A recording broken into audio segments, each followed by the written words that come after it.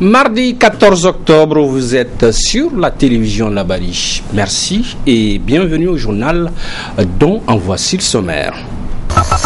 Ouverture ce matin à Niamey de la deuxième édition des Assises de la coopération décentralisée franco-nigérienne avec en point de mire la promotion de la bonne gouvernance locale. Un compte rendu de Michel Didi à suivre dans un instant. Les multiples chantiers de la Renaissance à Niamey, annoncés et ouverts à corps et à cri depuis 3 ans, attendent toujours. Et sur place, des sites déserts abandonnés à eux-mêmes et qui aujourd'hui alimentent tous les débats. Une de nos équipes est allée voir pour un premier constat. Nous l'entendrons dans quelques instants. Voilà donc pour le sommaire, mesdames, messieurs, bonsoir et merci de vous avoir avec nous. À l'entame de ce journal, direction zoom et plein feu sur le palais de congrès où s'est ouvert ce matin la deuxième édition des assises de la coopération décentralisée franco-nigérienne. Des travaux sous la présidence du ministre de l'Intérieur, Hassoumi Massaoudou, devant un panel large des maires et des élus municipaux français et nigériens, tous conviés à échanger sur la promotion de la bonne gouvernance locale. Michel Didi et Ibrahim Abdou nous en donnent les détails. Après le mot de chaleureuse bienvenue du maire central de la ville de Niamey et celui du président de l'association des municipalités du Niger, ce fut le tour des représentants de la délégation française d'indiquer tout l'intérêt qu'accordent les élus français à cette rencontre qui se veut de partage et de capitalisation d'expérience. Il n'y a rien de mieux de faire en sorte que dans des moments opportuns, des élus locaux de pays et d'autres élus locaux se parlent, se comprennent, se rencontrent, échangent, trouvent des solutions. Parce que nous avons les mêmes difficultés. La coopération décentralisée reste une spécificité française sur le territoire nigérien. À ce titre, elle mérite une attention toute particulière. En 2014, près de 2 milliards de francs CFA, en provenance des collectivités françaises, dont notamment la région Picardie, et du gouvernement français, ont contribué au financement de projets concrets de coopération dans des domaines variés, allant de l'agriculture à l'éducation, en passant par la santé, l'économie sociale et solidaire. En procédant au lancement officiel des travaux de ces assises, le ministre en charge de la décentralisation a salué la pertinence du thème choisi avant de revenir sur les objectifs assignés à cette rencontre. Les objectifs assignés aux présentes assises sont entre autres de faire un état des lieux de la mise en œuvre de la décentralisation au Niger, notamment le transfert de compétences, le renforcement des capacités des collectivités territoriales et surtout le financement de la décentralisation au regard des expériences des pays amis. De mettre en œuvre en exergue les résultats, notamment les effets et impacts de la coopération décentralisée franco-nigérienne dans sa diversité et ses mécanismes de mise en œuvre. D'explorer ensemble la contribution de la coopération décentralisée dans le domaine de la sécurité alimentaire, de l'eau et de l'assainissement. De favoriser la mise en réseau des différentes collectivités nigériennes et françaises à travers une charte de la coopération décentralisée qui définira désormais le cadre de la coopération décentralisée et précisera les mécanismes de l'implication des autres pays de l'Union européenne. D'ores et déjà, je puis vous assurer de l'entière disponibilité du gouvernement à mettre en œuvre les recommandations issues de vos travaux qui viendront assurément alimenter les réflexions en cours pour une meilleure gouvernance locale au Niger. Pendant les 3 jours que durera cette deuxième édition des assises de la coopération décentralisée franco-nigérienne, plusieurs activités dont des conférences, des tables rondes et des ateliers seront organisées dans le but de promouvoir la bonne gouvernance locale dans les 2 pays concernés et de soutenir les initiatives de développement local et d'intercommunalité déjà existantes. En cette année 2014, le système des Nations Unies a fait le choix de promouvoir davantage l'agriculture familiale. Elle est une chance pour la planète, martèle le système qui lui dédie cette année. À l'occasion et au Niger, le Conseil national de la recherche agronomique CNRA n'est pas resté inactif. À son programme hier soir, des expositions au CCFN Jean Rouch de Niamey que nous résument Michel Didi et Ibrahim Abdou. C'est depuis 1959 que l'ONU a toujours dédié ses années internationales à des thématiques présentant des enjeux vitaux pour la planète. Dans son allocution de lancement officiel des activités dédiées à la thématique choisie pour cette année, le secrétaire exécutif du Conseil national de recherche agronomique a édifié les participants sur l'importance de cette forme d'agriculture appelée agriculture familiale. Cette agriculture familiale concerne plus d'1 milliard de personnes et engage plus de 500 millions d'exploitations. Exploitation familiale, s'entend. C'est le modèle le plus répandu de la planète et elle produit 70% de la production alimentaire mondiale. Elle a d'autres éléments qui témoignent de toute son importance, c'est que elle préserve des produits alimentaires traditionnels, elle contribue à une alimentation saine et équilibrée, elle conserve la biodiversité mondiale et elle peut stimuler les économies locales. Elle est malheureusement peu connue et bien peu d'attention lui est accordée en termes de politique, de connaissances et de techniques. Ainsi, il s'agit pour le CNRA, à travers ses expositions, de faire découvrir les avantages de ces agricultures afin qu'elles puissent mieux se développer. En tout cas, nous trouvons que cette activité est extrêmement importante et l'agriculture familiale doit être soutenue par les autorités publiques et nous devrons vraiment tous se mettre en tout cas en œuvre, travailler pour cela. J'espère que le maximum de personnes, et il y a une action dont on n'a pas parlé, mais c'est aussi une action qui va se passer sur les bords du fleuve pour aller justement vers les agriculteurs familiaux nigériens, de manière, parce que s'il y a des gens qui doivent assister à tout cela, eh bien c'est quand même ces gens-là. C'est avec la projection du film de Pierre Rabhi intitulé Au nom de la terre qu'a pris fin cette soirée d'exposition marquant le lancement de plusieurs autres manifestations qui seront organisées pendant ce mois d'octobre dans le cadre toujours de la célébration de cette année internationale des agricultures familiales. Niamey, la ville aux 1000 chantiers, criée, vantée à corps et à cri, n'en est pas encore une. Ces chantiers pharaoniques que les discours officiels encensés en leur temps n'ont toujours pas démarré et la ville bouillonnante d'activités qui nous a été prédite dort hélas d'un profond sommeil. Une de nos équipes est allée voir de plus près pour une première démarche de constat et voilà ce qu'elle en dit. Niamey, la ville aux 1000 chantiers portée par le programme Niamey-Niala, encensé par les discours officiels et alimenté par moult cérémonies de pose de première pierre. C'était il y a longtemps. Depuis lors, en effet, rien. La fièvre est tombée et la ville chantier dort d'un profond sommeil. Pas un coup de pioche, le calme plat et malveillant et notre équipe est allée au constat. Première escale, la cité des ministères a érigé en lieu et place des cases allemandes. Plus d'1 an et demi après la pose de la première pierre, le 1er avril 2013, le site est resté en l'état, abandonné à lui-même et à une nature sauvage conquérante. Un coup d'œil dans l'enceinte, rien plus qu'une coquille vide, la vraie, celle-là. Deuxième escale, en face du siège de la Sony-Bank où le projet WAF de son nom a vu sa première pierre le 11 avril 2013. Là également, rien. Un trompe-l'œil, une immensité vide de toute présence et où trône au milieu d'un dépôt d'ordures une pierre, unique vestige de cette lointaine cérémonie et aujourd'hui rougie, usée et rongée par le temps. Troisième escale. Le petit marché de Niamey, dévoré par les flammes, on s'en souvient, est rasé depuis plus de 3 ans maintenant. Aujourd'hui, une clôture en tôle ondulée, couverte de belles photos pour mieux la soustraire à l'œil curieux et mieux la dissimuler à l'œil étranger. À l'intérieur, un semblant de vie avec un seul engin de chantier perdu au milieu d'un amas de blocs de pierre et de ferraille. Il en est ainsi de l'hôtel qui jouxte le siège de la Sonidep, un autre miroir aux alouettes. Bref, la liste est longue et les exemples sont légion et question.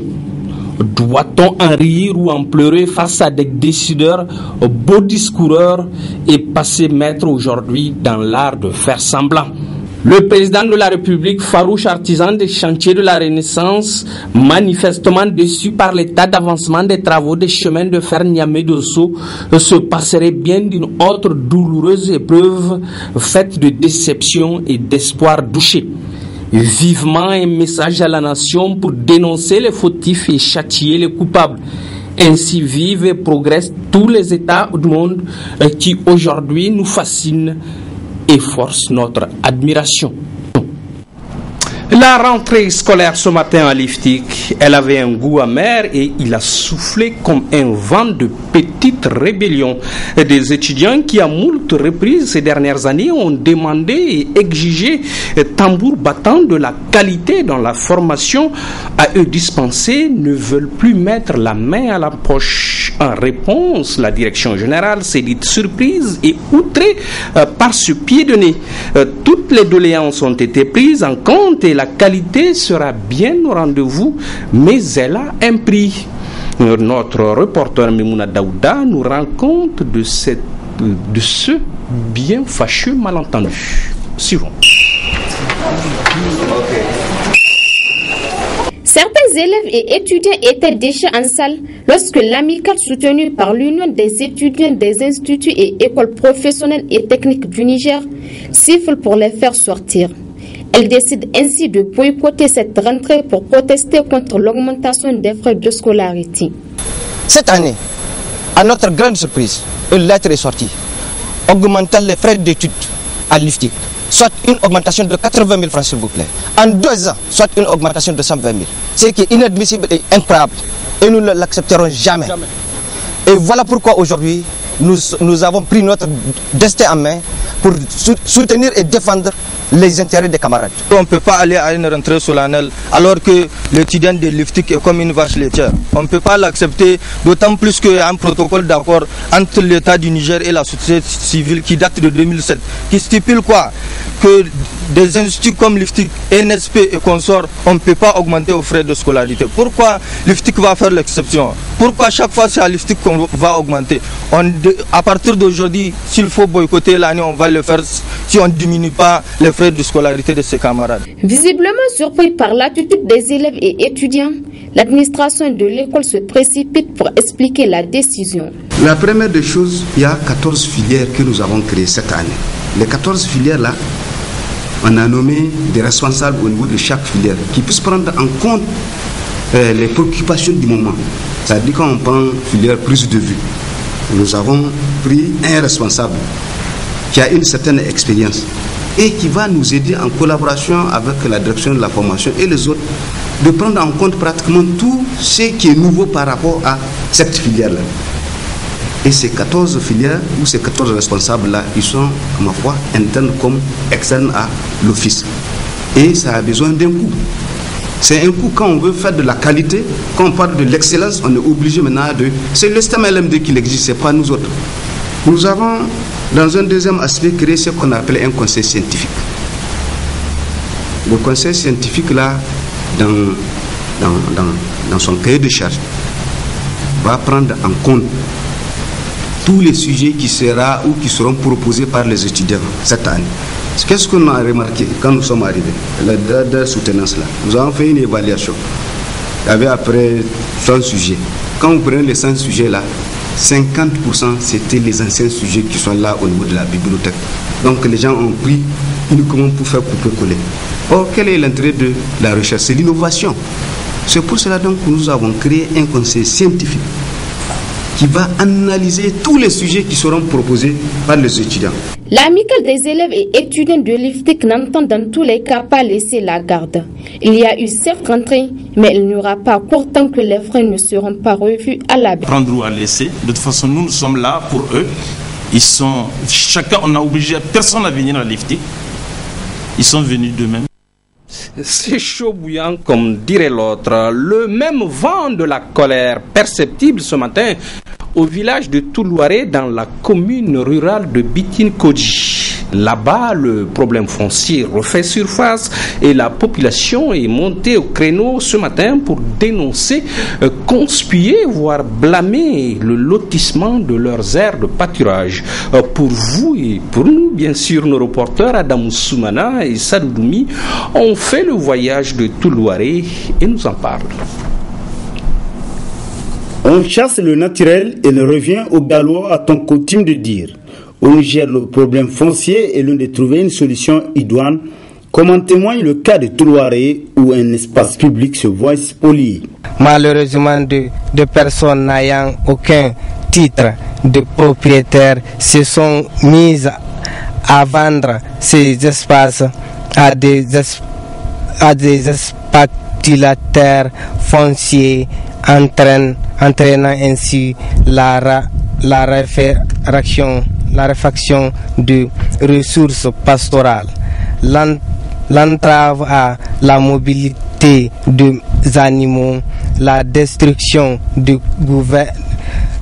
couvertes végétales, ainsi la population riveraine de Peraille vivant à 100% de l'agriculture et de l'élevage, assistant conscient mais impuissante à la soustraction à la production de terres relevant du domaine public et réservé aux petites exploitations agricoles pastorales pour servir à la spéculation.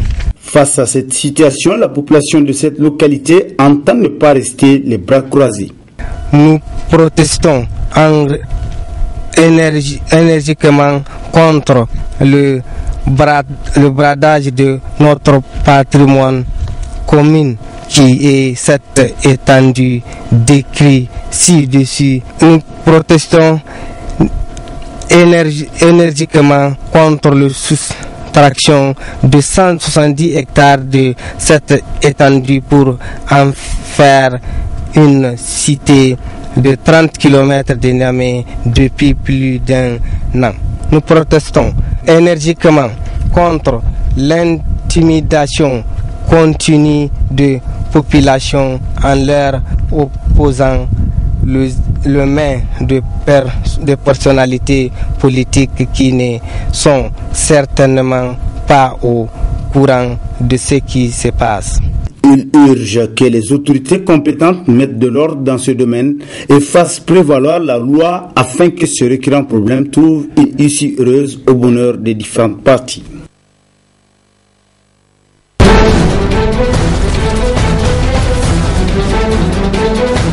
À l'international, le tragique bilan de la fièvre Ebola s'alourdit de jour en jour, selon l'OMS qui parle maintenant de 4447 morts sur environ 9000 cas déclarés et un taux de mortalité avoisinant les 60%. L'OMS, critiquée pour sa lenteur dans la gestion de cette maladie, se démêle à présent pour convaincre du contraire. Le récit. Ebola continue de s'étendre dans de nouvelles zones en Afrique de l'Ouest. C'est ce qu'affirme l'Organisation mondiale de la santé ce mardi. Depuis le début de l'épidémie, 8914 cas ont été recensés, plus de 4000 personnes auraient déjà péri. Dans les 3 pays les plus touchés, le Libéria, la Sierra Leone et la Guinée, le taux de mortalité peut atteindre 70% des cas. Selon l'OMS, la barre des 9000 cas devrait être franchie d'ici la fin de la semaine. Nous allons trouver la chaîne de transmission. Le but est d'avoir d'ici 60 jours identifié toutes les chaînes de transmission pour savoir exactement où se trouve la maladie. Pour l'organisation, la communauté internationale s'est préparée à prendre en charge les personnes infectées, notamment les travailleurs humanitaires. L'un des plus gros défis était de mettre en place des centres de soins de qualité dans tous les pays pour les malades. D'ici la fin du mois, le Royaume-Uni a annoncé l'ouverture de 12 à 20 lits pour prendre en charge les personnels médicaux touchés. Après avoir été critiquée pour sa lenteur face au virus, l'OMS veut prouver qu'elle est mobilisée. L'épidémie est loin d'être terminée. Le nombre de cas en Sierra Leone, en Guinée et au Libéria pourrait être beaucoup plus élevé que ceux annoncés.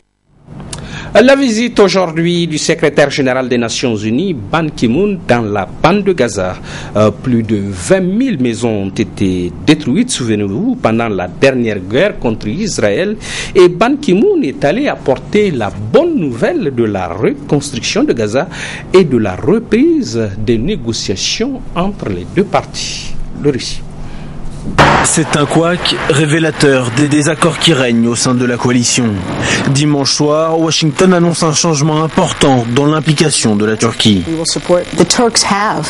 Les Turcs se sont engagés ces derniers jours à autoriser les États-Unis et nos partenaires à utiliser des bases et le territoire turc. Mais quelques heures plus tard, Ankara dément fermement. Incompréhension, coup de bluff pour accentuer la pression sur la Turquie. L'implication d'Ankara fait en tout cas débat. Depuis le 2 octobre, le gouvernement turc est autorisé par le Parlement à intervenir militairement dans la Syrie voisine. Mais près de 2 semaines après ce vote, pas un seul coup de feu n'a été tiré par l'armée turque. Les chars sont pourtant positionnés à la frontière, le canon tourné vers la ville de Kobané. Et malgré la pression internationale pour qu'Ankara intervienne ou laisse au moins passer les Kurdes volontaires pour aller se battre, la Turquie reste sur sa position. Ce n'est pas réaliste. Qui va leur fournir des armes ? Et puis, tout d'abord, envoyer des civils faire la guerre, c'est un crime. On ne peut pas faire ça. Nous ne voulons pas d'une autre tragédie dans notre région. L'armée turque n'interviendra pas sans l'établissement d'une zone tampon installée côté syrien de la frontière. Une condition soutenue depuis peu par Paris, mais rejetée par les autres pays, et notamment les États-Unis. Pour certains, Ankara ne cherche qu'à empêcher la création d'un Kurdistan syrien autonome. Pour d'autres, cette zone tampon est de toute façon vouée à l'échec, car elle implique la création d'une zone d'exclusion aérienne, impossible à mettre en place sans l'aval du Conseil de sécurité de l'ONU, où la Russie apposerait à coup sûr son veto. Autant pour moi, vous venez là de suivre un élément sur les relations, l'annonce plutôt de Washington par rapport donc à un accord avec la Turquie.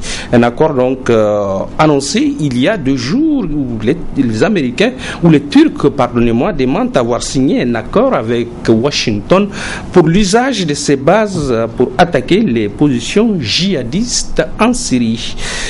Venons-en, ou plutôt revenons-en donc à la visite aujourd'hui du secrétaire général des Nations Unies, Ban Ki-moon, dans la bande de Gaza. Plus de 20 000 maisons, dis-je, et souvenez-vous, ont été détruites pendant la dernière guerre contre Israël. Et Ban Ki-moon est allé apporter la bonne nouvelle de la reconstruction de Gaza et de la reprise des négociations entre les deux parties. Les détails, espérons que cette fois-ci c'est la bonne. Shajaïa, Jabalia, des quartiers dévastés par la guerre. Dans cette école de l'ONU, cible des bombardements, 14 personnes ont été tuées. 2 mois plus tard, Ban Ki-moon est frappé par l'ampleur des dégâts, mais comme la veille à Jérusalem, il plaide avant tout pour une reprise des discussions de paix. Lever le siège et faciliter les déplacements, c'est la base des droits de l'homme pour les Palestiniens. Les Nations Unies vont continuer à faciliter le dialogue et les négociations entre Palestiniens et Israéliens pour atteindre cet objectif. Près de 20 000 maisons ont été partiellement ou totalement détruites pendant la guerre. Mais pour l'instant, les Gazaouis n'ont rien pour les reconstruire. Toujours sous blocus, la bande de Gaza devrait recevoir une première livraison de matériel, sous condition. Les Israéliens veulent la garantie qu'il ne sera pas utilisé pour produire des armes ou creuser des tunnels. Cette annonce sonne quand même comme un espoir. Cette visite intervient à un moment très important. Elle vient confirmer la reconstruction de la bande de Gaza après la guerre d'Israël sur le territoire.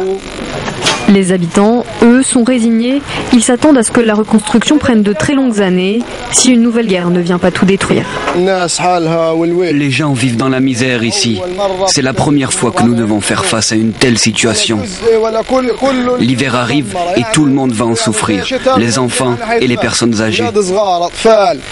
Il y a 2 jours, au Caire, les pays occidentaux et arabes ont promis plus de 4 milliards d'euros d'aide à Gaza.